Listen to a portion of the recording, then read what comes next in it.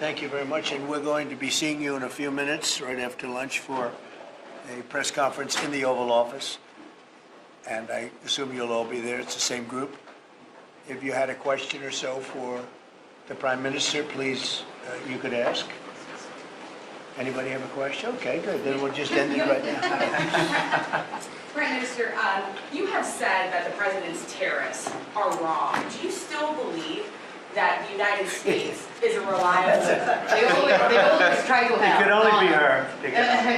Should the European Union still believe that the United States is a reliable trade partner? Well, I'm here exactly to work for make the West stronger. For I believe in the West unity, and I think simply we have to talk. She believes find in the ourselves. president. She believes in the president. Also, and find ourselves in the best middle way to grow together. That's why I'm here. So, if I wouldn't think it's a reliable partner, I wouldn't be here. We have a very good relationship together, and as countries, we have a very good To relationship. follow up, Mr. President, what if there is not a trade deal with the EU by the time of the end of your 90-day pause on reciprocal Oh, there'll be a tariffs? trade deal, 100%. Oh, President? well, you think there won't be? Of course there'll be a trade deal, very much. They want to make one very much, and we're going to make a trade deal. I fully expect it, but it'll be a fair deal. Are they on your priority list?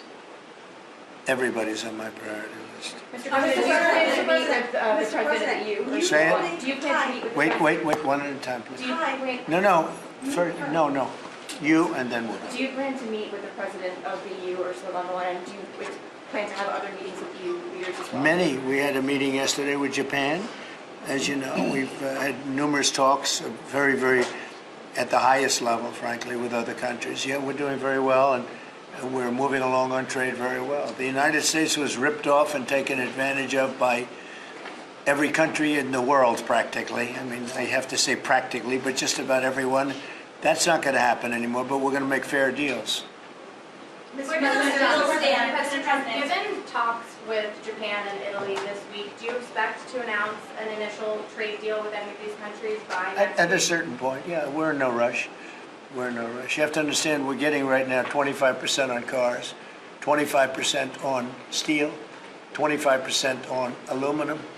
We're getting a 10% baseline. We took that down just because it was, the appropriate thing to do until we decide what the number will be. And we're, taking in a lot of money, which we've never done before, frankly. With Biden, we were losing a fortune on trade. But we're moving along very nicely, and we're going to end up with a baseline of a substantial number, which we never got anything. The United States never got anything until I came along, and then I put very substantial tariffs on China, if you remember. And we took in hundreds of billions of dollars, but then we had a rigged election, and it was just one of those little things, and it got away from us because Biden allowed every country in the world to rip off the United States, and I'm here to save our country. Mr. President, on China, Mr. President, you said you have Yeah, China. please.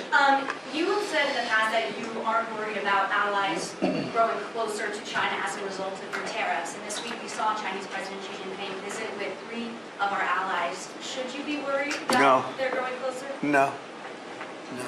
Mr. President, will you pick up the phone? Nobody can compete with us. Nobody. You said that you have a good relationship with President Xi. Why not pick up the phone and call him and make a deal? Oh, we're going to make a deal. We'll have a deal. I think we have Mr. President? I think we're going to make a very good deal with China. Do you plan to reach out to him and call him? I think that you will see we'll make a very good deal with China. Mr. President Trump, Mr. President, Prime you told Minister me Meloni. Marine One a couple of months ago, I like her very much regarding Prime Minister Giorgia Meloni. Will she be the one to mediate your relationship with Europe, do you think? Well, I do like her very much. I think she's a great prime minister. I think she's doing a fantastic job in Italy.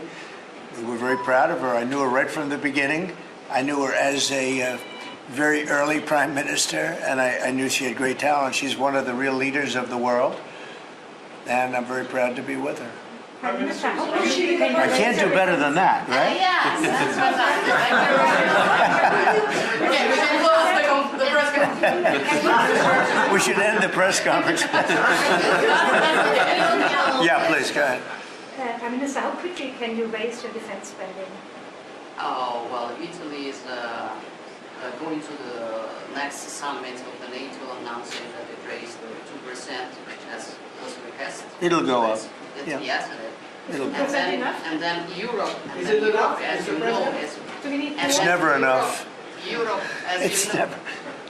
Europe, as you know, is committed to do more, is working on tools to allow and help the member states in increasing the defense spending. And we are convinced that everyone has to do more. Prime Minister, are you ready? Are the retaliatory tariffs that were passed before and then suspended still on the table? No, You sorry, can't make please it- repeat it.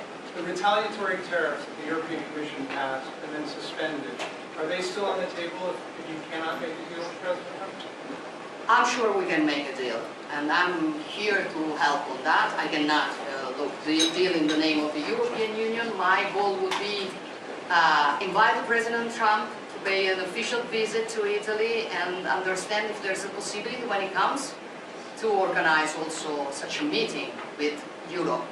I think the best way is that we simply speak frankly about the needs that every one of us has and find ourselves in the middle.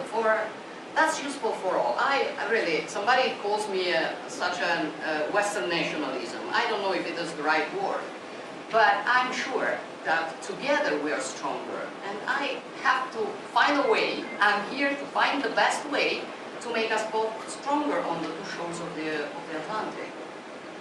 We're gonna have very little problem making a deal with Europe or anybody else, because we have something that everybody wants. You know what that means, right? We have something that everybody wants. We're gonna have very little problem.